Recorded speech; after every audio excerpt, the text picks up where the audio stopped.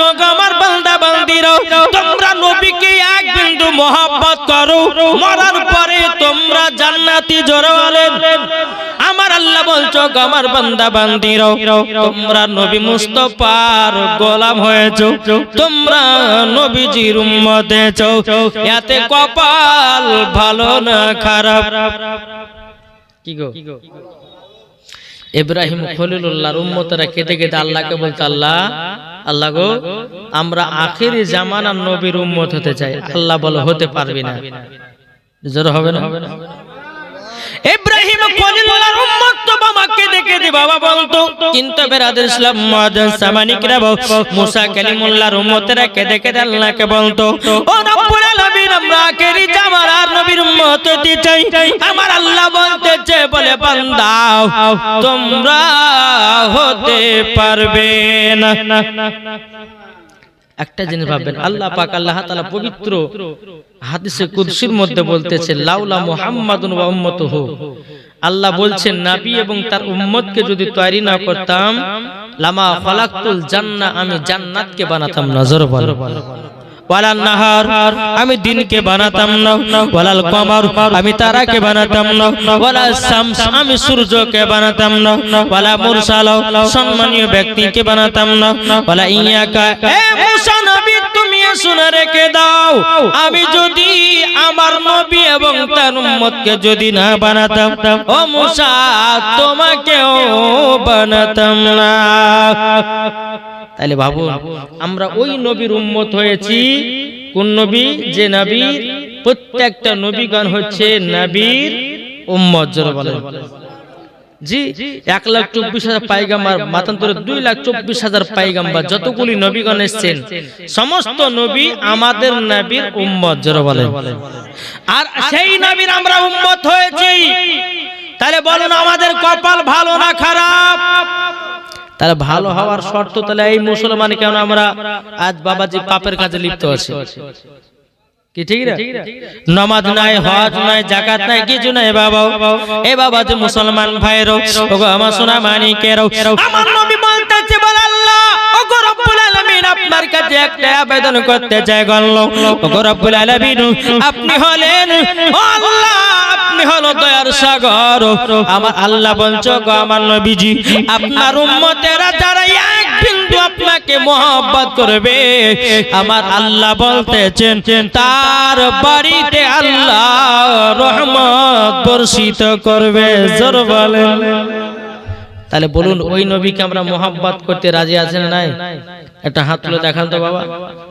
আলহামদুলিল্লাহ এই নবীর মোহাব্বত দিলে যদি সরষে পরিমাণ থাকে তো মরার পরে আপনারাও জান্নাতি জোরে বলেন সুবহানাল্লাহ আমার মা বোনদেরকে বলতেছে মা খালা আপনারা এসেছেন কত কষ্ট করে জান্নাতের বাগানে আমি মায়েদেরকে বলতেছে মা গো স্বামী স্ত্রীর মধ্যে ভালোবাসা মোহাব্বত রাখবেন স্বামী স্ত্রীর মধ্যে মোহাব্বত যদি থাকে তো আল্লাহ বলতেছেন ওই বাড়িতে আল্লাহ রহমত বর্ষিত হবে জোরে বলুন সুবহানাল্লাহ আর আল্লাহ বলতেছে যেই বাড়িতে স্বামী স্ত্রীর মধ্যে ভালোবাসা মোহাব্বত থাকবে না ওই বাড়িতে কোনো বরকত হবে না আল্লাহ বলছে ওই বাড়িতে আমি রহমত কোনো বর্ষিত করব না তাই বাবা যে মুসলমান আপনারা জীবনে জালসা শুনছেন ভালো কথা কিন্তু নিজের জীবনটাকে একটু তৈয়ার করতে হবে ঠিক না কি তো করতে হবে না আজ বাবা যে মুসলমান অনেকে যুবক ছেলেরা বাবা অনেক যুবক ছেলেরা আপনার ভুল পথে চলতেছে এই যে বাবাজি এখন জানুয়ারি মাস চলেছে না এই জানুয়ারি মাসে কতজন ডিজে বক্স বাজিয়ে বাবাজি আপনার পিকনিক করে বেড়াচ্ছে এগুলা কি মুসলমানের ধর্ম জি হ্যাঁ তোমরা বলতে চাই যুবকেরা তোমরা যদি কবরের ভয় যদি জানতে পারতা জীবন কোনদিন ডিজে বক্স বাজাতে না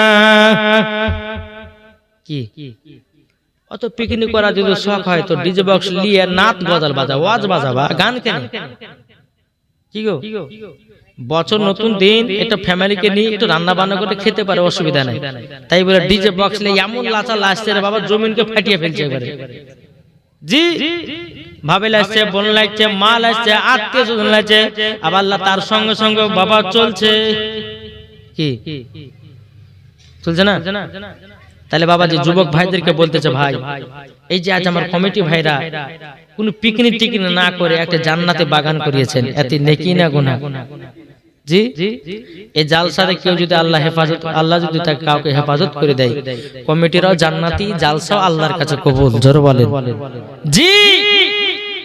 অন্তপক্ষে এই কমিটিদেরকে দেখে তার অন্যান্য যুবকরা শিখতে পারে যে না রে ভাই, আমরা ডিজে বক্স বাজাবো না, এইরকম বছর বছর একটা দুইটা জীবনী বা জালসা করব, মার জন্য হোক বা কবরবাসীর জন্য হোক বা মসজিদের উন্নতি গল্প হোক বা কবরস্থান উন্নতি গল্প হোক, যে কোনো উদ্দেশ্যে একটা জালসা করবে, আমার আল্লাহ বলতেছে ওই বান্দারা মরার পরে জান্নাতি হবে। জোরে বলো সুবহানাল্লাহ। এক সুমাতে বেরাদার ইসলাম ধর্মকে বাঁচিয়েছিল যুবক ছেলে, ইয়ং ছেলেরা। আর আজকালকার আমাদের যুবকেরা বাবাজি কি করতেছে? ইসলামটাকে বাবা নিচে নামাতেছে। এই যুবক, আজকে তোমার খুব ভালো লাগছে ভাই, যখন অন্ধকার কবরে যাবা সেই দিন তুমি বুঝবা যে আল্লাহ অন্ধকার কবর কেমন জায়গা, কেমন ভয়ানক। ভাই, যখন তোমাকে অন্ধকার কবরে দেওয়া হবে, আপনার কবরে একটা সাপ দেওয়া হবে, ওই সাপটা একটা ছোবলে আপনার বডিটাকে গোটায় শোষণ করে নেবে, আবার আপনাকে উঘলানো হবে, আবার জীবিত করা হবে, আবার তোলা হবে। মিথ্যা কথা যারা বলে, আমার আল্লাহ বলতেছে তাদের জিভাতে এমন একটা আগুন দেওয়া হবে, তাদের জিভাকে সঙ্গে সঙ্গে পুড়িয়ার মতন আপনার পানির মতন করে আপনার গলিয়ে তামা তামা করে দেওয়া হবে, আবার জীবিত করা হবে। আল্লাহর ফেরেশতারা বলবে, বলে বান্দা, তোরা খোদার প্রতি ঈমান আনিস নাই, নবীর প্রতি ভালোবাসা আনিস নাই, তোরা নামাজ রোজা করিস নাই, যা তোদেরকে জাহান্নামে যেতে হবে। আমার আল্লাহ পাক, আল্লাহ তাআলার ফেরেশতারা ধরবে, ধরার পরে জাহান্নামের দিকে আপনার ছড়িয়ে ফেলে দিবে। তাই যুবক ভাই, জীবন শুনছেন ভালো কথা ভাই গো, আর কত গুনাহ করবেন, আর কত পাপ করবেন, আর কত আপনার নাজায়েজ কাজ করবেন? আমার আল্লাহ বলতেছে, বলে বান্দা, তোমরা আজকে নাজায়েজ গুনাহের কাজ করতে করতে করতে তোমাদের এতটাই যে গুনাহ হয়ে গেছে যে কাল কিয়ামতের ময়দানে মিজানের পাল্লা গুনার বোঝাটা আপনার ভারী হবে। তাই বাবাজি মুসলমান, গুনাহ না করে এই যে জান্নাতে বাগানে বসেছেন, যতক্ষণ বসবেন আমার আল্লাহ বলছে ওই বান্দাদের নেকিগুলো কাটতে, গুনাহগুলো কাটতে থাকবে। জোরে বলেন জি। তাহলে বাবাজি মুসলমান সোনামানি, আচ্ছা বলুন তো, কালকে জীবনে কোথা থেকে রেখেছে মনে আছে কারণ? কোথা থেকে? জি, ইব্রাহিম খলিলুল্লাহ কে বাবা ওই যে আগুনে নিক্ষেপ, ও ঘটনাটা বলেছি তো। বাবাজি মুসলমান, মা হাজেরা রাদিয়াল্লাহু তাআলা আনহা, তিনার সঙ্গে এখনো বিয়ে হয় নাই, 40 বছর হয়ে গেল, কিন্তু মা সারার কোন সন্তানাদি নাই। মা সারা আল্লাহর কাছে দোয়া করে বলতেছে, বলো রব্বুল আলামিন, আমি কি একটাও সন্তানের মা হতে পারবো না? একদিন, দুদিন, 3 দিন বাবা দোয়া করতে করতে ইব্রাহিম খলিলুল্লাহ তিনি বলছেন, লাগো আমার বিবি সারাকে সন্তান জন্ম দিতে কি পারবে না? ওগো রব্বুল আলামিন, ওগো আল্লাহ, আপনার কাছে একটা আবেদন করতে চাই, আমার বিবি সারার গর্ভে থেকে কি বাচ্চা জন্ম নেবে না? বাবাজি মুসলমান ভাইরাও, এ সোনা মানিকেরাও, এদিকে মা সারা বলতেছে, বলো গো আমার স্বামী গো, তবে আর কোন টেনশন করবেন না, আপনার জন্য একটা আমি মেয়ে খুঁজেছি। বলে কোন মেয়ে, কোথায় বাড়ি বলো না? বলে একটা তারকিন বলে সে শহর আছে, ওই তারকিন শহরে একজন মহিলা আছে, তার নাম হলো মা হাজেরা। জোর বলে মা হাজেরা। কিন্তু বাবা তারকিন শহরে একটা বিশাল বড় একটা বাদশা ছিল, এত বাবা চরিত্র খারাপ, এত তার নোংরা বদমাশ ছিল, যতগুলি সুন্দরী মেয়ে দেখতো ওই বাদশা ওই মেয়েটাকে নিয়েছে, সেই মেয়েটার সঙ্গে জিনা করত। ওই তারকিন শহরের যে বাদশা, আর চোখে যদি লেগে যেত এই মেয়েটাকে আমার লাগবেই, ধরে নিয়ে, এত তার বাবা চরিত্র খারাপ, তাকে ধরে নিয়েছে বেরাদ ইসলাম, তার সঙ্গে সহবাস করে মেয়েটার জীবনটাকে নষ্ট করতে। এইরকম বাদশা তারকিন শহরে ছিল। কিন্তু মা হাজেরা পর্দাওয়ালি, কোন সময়তে বেরোতো না। যে মা হাজেরা রাদিয়াল্লাহু তাআলা আনহা জীবনে কোনোদিন বেপর্দা হয়ে চলতো না। এই মা হাজেরা সবসময় আল্লাহর ইবাদতে পাগল থাকতো। আজকালকার আমার মা বোনদেরকে দেখা যায়, কিছু কিছু মা বোনদেরকে দেখা যায় এমন ভাবে চলতেছে বেরাদার ইসলাম, আজ এই মহিলাদের জন্য আজকে যুবক ছেলেরা খারাপ পথে যাচ্ছে কি যাচ্ছে না? কি গো যাচ্ছে না? জি, আমি মায়েদেরকে বলতেছে মা সঠিকভাবে চলবেন, কোনো গুনাহ হবে না, কোনো পাপ হবে না। আমার আল্লাহ বলতেছেন ওই মহিলা যদি সঠিকভাবে দুনিয়াতে যদি চলে তো মরার পরে জান্নাতি জান্নাতি জান্নাতি জোরে বলেন। এদিকে বেরাদার মা হাজেরা রাদিয়াল্লাহু তাআলা আনহা বাবা তিনি একবার দুবার করে আপনার কি করলো আল্লাহর ইবাদত করতে যায়। ওই যে তারকিন শহরের বাদশা বাবাজি মা হাজেরা একবার কিভাবে চেহারা দেখে নিল। ওই বাদশা কি তার সেনাবাহিনীদেরকে বললো বলো গো বাদশা তবে শোনো শোনো এই বাদশা তোমার 2-3 দিন ধরে কথাবার্তা বলো না কেন? এখন বাদশা বলছে গেছিলাম একটা ছোট্ট কোন ঘরে একটা মহিলাকে দেখার পরে আমার চোখের ঘুম যেন হারাম হয়ে গেছে। এখন সেনাবাহিনীরা বলতেছে এ বাদশা বলো গো, এই বাদশা বলো কি করতে হবে? বলে ওই মহিলাকে ধরে নিয়ে আসতে হবে, জলদি করে আমার কাছে নিয়ে এসো। ওই মহিলাকে দেখার পর থেকে আমার চোখের আর কোনো ঘুম নাই। বাদশা বাবা এত খারাপ চরিত্র বাদশা ছিল বাবা, তার সেনাবাহিনীদেরকে বাবাজি আপনার জঙ্গলে আপনার মা হাজেরাকে ধরবার জন্য পাঠিয়ে দেওয়া হলো। পাঠিয়ে দেওয়ার পরে বাবাজি মা হাজেরা রাদিয়াল্লাহু তাআলা তিনি আল্লাহর কাছে দোয়া করছে, বলে আল্লাহ ইজ্জতের মালিক হলো তুমি, ইজ্জতের মালিক হলো তুমি। মা হাজেরা রাদিয়াল্লাহু তাআলা এরকম ভাবে আপনার দোয়া করতেছে। কিন্তু মা হাজেরার মা তিনি আপনার বাহিরে যেন কিসের কাজ করতেন ছিল। যখন বাদশার লোকগুলোকে দেখে নিয়েছে এখন বেরাদার সবার হাতে একটা করে আপনার 3 সন্ধ্যা আছে, এক একটা হাতে 3 সন্ধ্যা আছে বাবা। মা হাজেরার মা বলতেছে বলে আল্লাহ গো আমার বিটিকে ধরবার জন্য তারা এসেছে নাকি? তিনার মা এসে বলছো গো বিটি হাজেরা তুমি এদিক দিয়া জঙ্গল জঙ্গল এই দেশ ছেড়ে পালিয়ে যাও। বলে মা কেন কি হয়েছে বলো না? ওই তো পরশুদিন এক বাদশা আমাদের বাড়ির দিকে নজর দিয়েছিল, কিন্তু বিটি গো ওই বাদশার এত চরিত্র খারাপ, এত তার নজর খারাপ, একবার যদি কোনো ভালো মহিলার প্রতি যদি নজর লেগে যায় তাইলে পরে ওই বাদশা কাউকে ছাড়ে নাও। ও বিটি মনে হয় তার সেনাবাহিনীকে পাঠিয়ে দিয়েছে, জলদি করে যাও, যাওয়ার পরে এই গ্রাম ছেড়ে তুমি চলে যাও। এখন মা হাজেরা রাদিয়াল্লাহু তাআলা তিনি আপনার কি করলো জঙ্গল দিয়ে বাবা যখন পালাতে লাগলো দৌড়াতে দৌড়াতে বাবা ওই বাদশার লোকগুলো আপনার হাজেরার বাড়িতে ঢুকেছে, কিন্তু মা হাজেরাকে খুঁজে খুঁজে পায় না। বলে চলো জঙ্গল লোক ছেড়ে দাও, এখন হাজেরাকে ধরে নিয়ে গিয়ে আমাদের বাদশার কাছে হাজির করতে হবে। যদি হাজির না করতে পারি তাহলে আমাদের চাকরি সব বরবাদ হয়ে যায়। এখানে বাদশার সমস্ত সেনাবাহিনীরাও মা হাজেরাকে ধরবার জন্য বাবাজি সবাই চারিদিকে জঙ্গল দিকে আপনার ছুটে গেল। এখন মা হাজেরা মহিলা বাবাজি রাত্রে বেলা কত দৌড়বে বাবাজি, কোনো রাস্তা নাই, দৌড়তে যায় হুজুরকে আপনার জঙ্গল দিকে পড়ে যায়।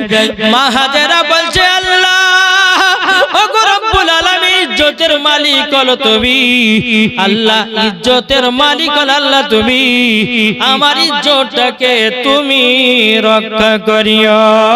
জোর বলেন। এখন সারা রাত্রি বাদশার লোকেরা জঙ্গল থেকে আপনার ঘাড়া করে রেখেছে বাবা।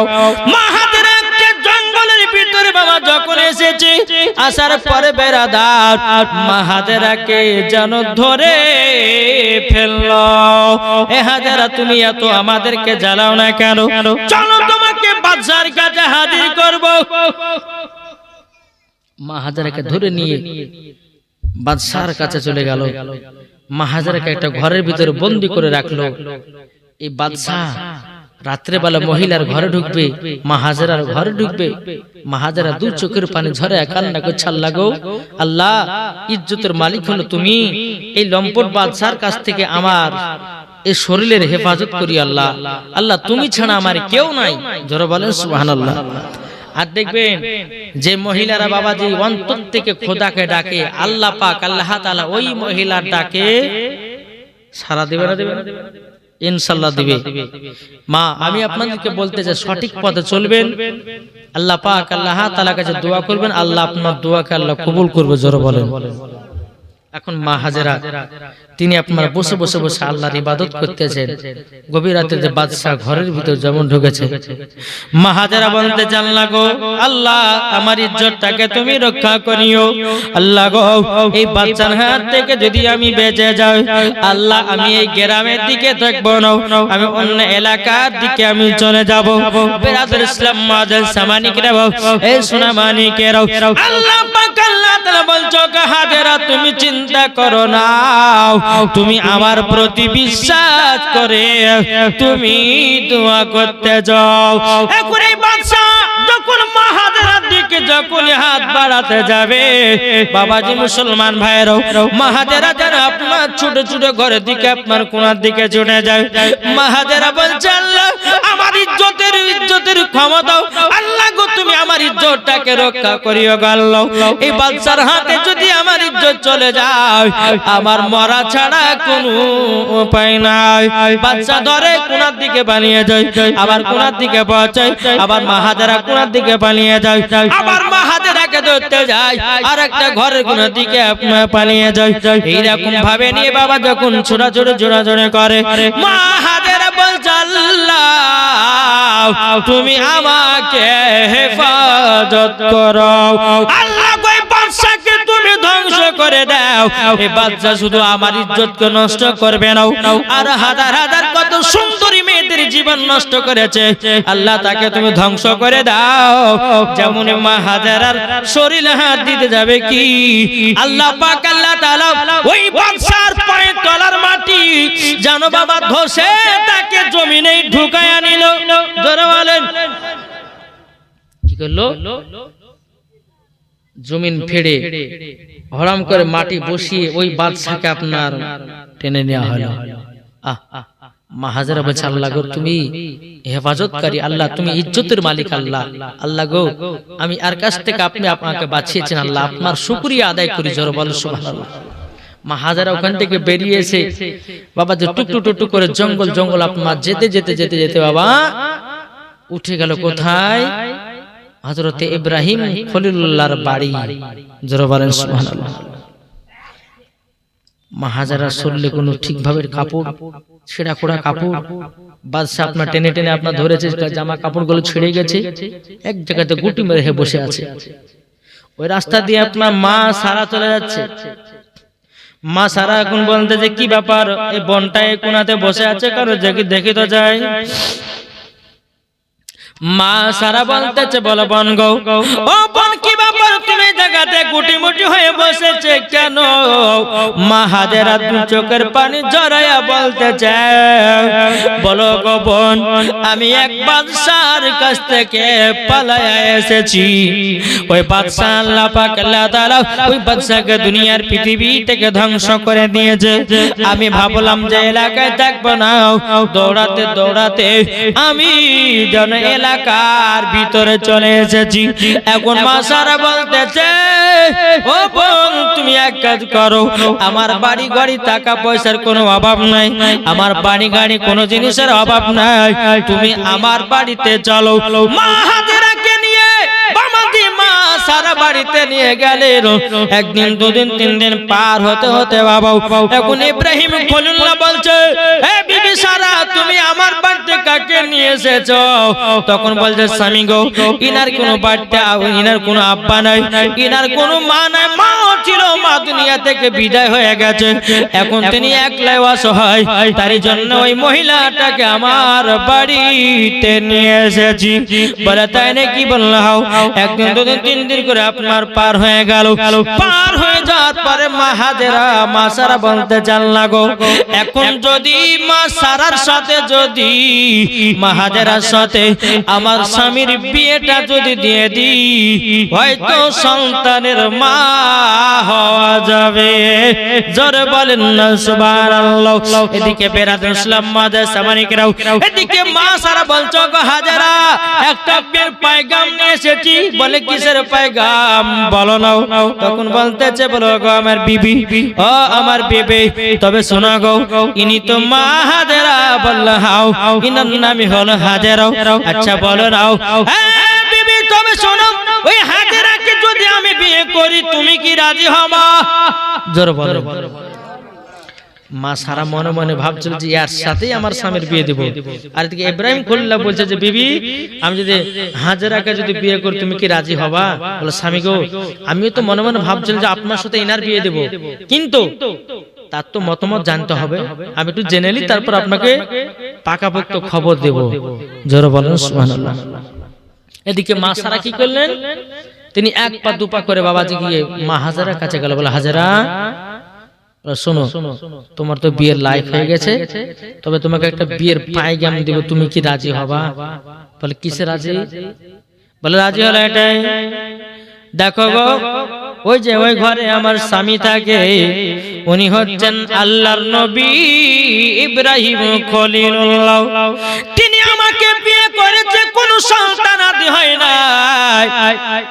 আচ্ছা বলো তুমি কি আমার স্বামীকে বিয়ে করবা? হাজার বছর তাই কখনো হয়? তুমি তো বিয়ে করেছো, আবার আমি আবার বিয়ে করব, এ কখনো হয়? তাহলে আমি মা সারা বলছে আমি অর্ডার দিচ্ছি যে তোমার সাথে আমার স্বামীর বিয়ে দেবো। আজকালকে কোনো মা বোনেরা করবে কি গো? যতই বাচ্চা না হোক না কেন তবুও বলবে যে স্বামী একটা বিয়ে করে, কথা কেউ বলবে না, বলবে বলবে না। বাবা যে মুসলমান ভাইয়েরা এ সোনা মানিকেরাও, যখন বাবা যে কথা বলো মা হাজিরা বলতেছে বলো গো মা সারা তবে শোনা গো, তুমি যা তোমাকে যেটা ভালো লাগে তুমি সেটাই করো। এখন বাবাজি এদিকে বোঝা গেল যে মা হাজেরা ইব্রাহিম খলিলুল্লাহকে বিয়ে করার জন্য রাজি হলো। এখন স্বামীকে বলছে স্বামী গো কোনো টেনশন নাই, আপনি মা হাজেরাকে বিয়েটা করে নিন, আপনি হাজেরাকে বিয়ে করুন। বিয়ে যখন বাবা পড়ানো হয়ে গেল, হয়ে যাওয়ার পর বাবাজি মুসলমান ভাইরাও এদিকে ইব্রাহিম খলিলুল্লাহ বাবা মা হাজেরাকে বলছো বিবি হাজেরাও, ওগো বিবি হাজেরাও আমার প্রথমকার স্ত্রীর কোন সন্তান আদি নাই, আমি একটা সন্তান নেওয়ার জন্য আমি তোমাকে বিয়ে করেছি গো হাজেরাও।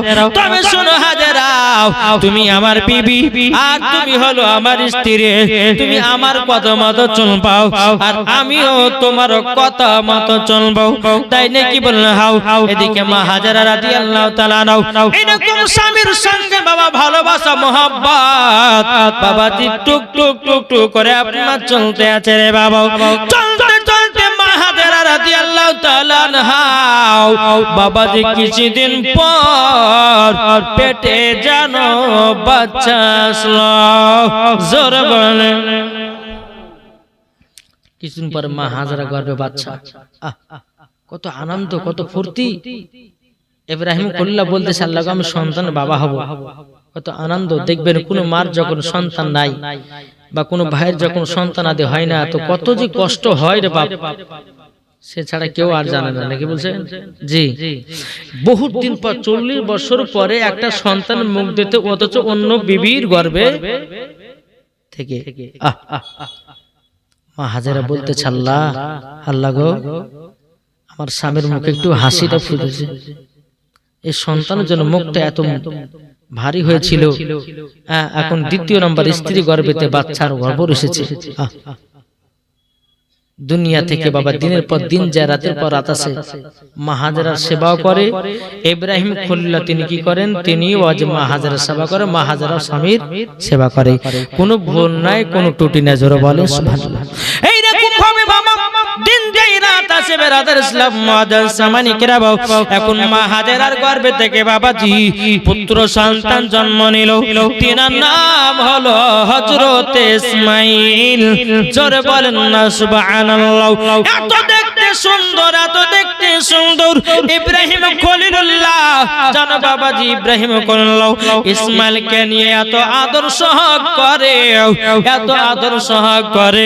বেরাদর ইসলাম মাদের সামনে কেউ মা সারা বলছে বলে আল্লাহ আমার স্বামী এত সন্তান লালিত ছিল, আল্লাহ গো আমার সন্তান হবার পরে মা হাজেরার গর্ভে থেকে বাচ্চাটা হওয়ার পরে আমার স্বামীর মুখের হাসিটা দেখতে পেলাম। জোরে বলেন না সুবহানাল্লাহ। এই বাবাজি মুসলমান ভাইরাও এরকম ভাবে আপনার দিন জারাত আছে বাবাজি মুসলমান, আমার আল্লাহ পাক আল্লাহ তাআলা বলছে বলো গো আমার ফারিস্তারা দেখো আমার ইব্রাহিম খলিলুল্লাহ এত তিনি আনন্দ করে। ইব্রাহিম খলিলুল্লাহ বলতেছে ও বিবি হাজেরা গো, তবে শুনে রাখো তোমাকে একটা কথা আমি বলে দিই, ওগো আমার বিবি হাজেরা তুমি আমার জীবন সঙ্গিনী। জোরে বলেন না সুবহানাল্লাহ।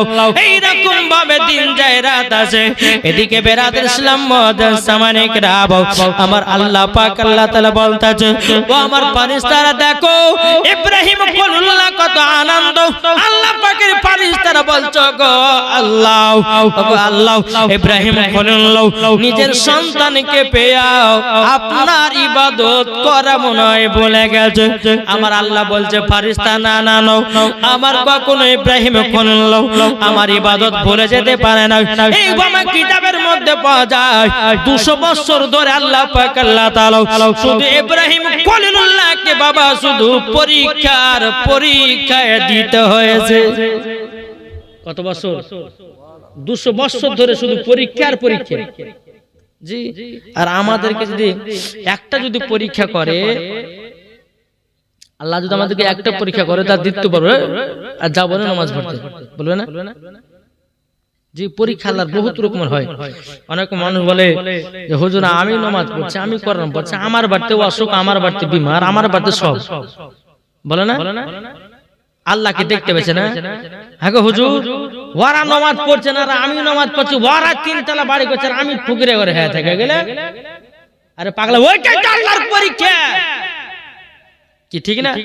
দুনিয়াতে যে রাজ করবে সে কখনো মরার পর রাজ করতে পারবে না, আর দুনিয়াতে যে কষ্টটা থাকবে মরার পরে সে রাজ করবে। জোর হবে না সুবহানাল্লাহ। আল্লাহ বলতেছে আমি গরিবকে বড়লোক বানাতে পারি আর বড়লোককে গরিব বানাতে পারি। আমার আল্লাহর ক্ষমতা আছে না নাই? একটু জোরে বলেন ইনশাআল্লাহ আল্লাহর ক্ষমতা। আজ আল্লাহর সঙ্গে যদি কেউ পাল্লা দেয় দুনিয়াতে টিকতে পারবে? জি পারবে না। আজ আপনি দেখেন বাদশা নমরুদ আল্লাহর সঙ্গে পাঙ্গা দিয়েছে, ধ্বংস হয়ে গেল। বাদশা ফেরাউন আল্লাহর সঙ্গে পাঙ্গা দিল, ধ্বংস হয়ে গেল। আপনার কিনা নবীর জামানাতে আবু জাহেল আল্লাহর সঙ্গে পাল্লা দিল, ধ্বংস হয়ে গেল। এই তো মোদি চাচা, হ্যাঁ গো এ তো মোদি চাচা, এ তো অমিত শাহ গু খেকে যায় তারা। কি ঠিক না? জি ইয়ারা বলছে এক কানা বলছে বলছে মুসলমান কি বলছে এই ভারতবর্ষকে হিন্দু রাষ্ট্র বানাएंगे। কানা নিজে চোখে দেখতে পায় না, আবার ও বলছে যে হিন্দুস্তান বানাएंगे। ওরে বাবা রে, বিশাল ব্যাপার। আরে তোর মতন কত হাজার কুকুরি গেলে আসলো গেল, আজ পর্যন্ত কেউ ইসলাম মিটাতে পেরেছে? একটু জোরে বলেন কেউ পেরেছে? এই আপনাদের জোর নাই মুখে, ইসলামের জন্য হাত উঠবে না? বলেন ইসলাম ধর্মে কাউরের ক্ষমতা আছে ধ্বংস করার? একটা হাত তুলে দেখান। কেউ ধ্বংস করতে পারবে না। কাল কিয়ামত পর্যন্ত ইসলাম ধর্মে আছে থাকবে, এটাই হচ্ছে মুসলমানদের পরিচয়। কাল কিয়ামতের ময়দানে এই মুসলমানেরা জয় হবে। জোরে বলেন নাকি বলছে না হলে পরে কানা দেখতে মানে বলছে হিন্দু, বলছে মুসলমানকে যে ভারতকে যে হিন্দু রাষ্ট্র বানায়। ওরে বাবা রে, আর বাপের মনে হচ্ছে দেশ। আর এই দেশ হচ্ছে খাজা মঈনুদ্দিনের। কি গো ঠিক কিনা বলে? হ্যাঁ এরা বলতেছে বলছে আমাদের দেশ আমরা সব হিন্দু বানাবো, মুসলমানকে বাড়িয়ে বলছে পাঠাবো হেঁটে হ্যাঁ এই বাংলাদেশে। হ্যাঁ বাবা যে মুসলমান আমার খাজা গরিবে নামাজ যদি ভারতবর্ষতে না আসতেন, বাবা যে মুসলমান তারা আমরা সকলেই বেঈমান হয়ে দুনিয়া থেকে মারা যেতাম। ঠিক না জি বেরাদর ইসলাম মুআজ্জাজ সামানিক রাম, তা আপনাদেরকে বলতে চাই এটাই বিশ্বাস রাখে ওই আব্রাহা বাদশা কাবা ঘরকে ধ্বংস করার জন্য গেছিল। এই ঘটনা শুনেছেন না শুনেননি? শুনেছেন না জি? আব্রাহা বাদশা গেল কাবাকে ধ্বংস করার জন্য, আবাবিল পাখি, মুখে একটা করে পাথর, পায়ে দুটো করে পাথর, সরষের দানার মতন দেখতে পাথর, একটা করে পাথর ফলে সমস্ত সেনাবাহিনী ধ্বংস হয়ে যায়। বাবাজি মুসলমান আমাদের কাবা ঘর আজও পর্যন্ত আছে, কাল কিয়ামত পর্যন্ত থাকবে। জোরে বলেন আমার আল্লাহ। কালকে আমি বলেছি তিনটা জিনিসের হেফাজতকারী কে, এটা জোরে বলেন না আমার আল্লাহ। তাহলে আমার আল্লাহ যদি তিনটা হেফাজতকারী হয়, এই তিনটার প্রতি যে লাগতে যাবে বাবা সে ধ্বংস হবে। দেখেন একটা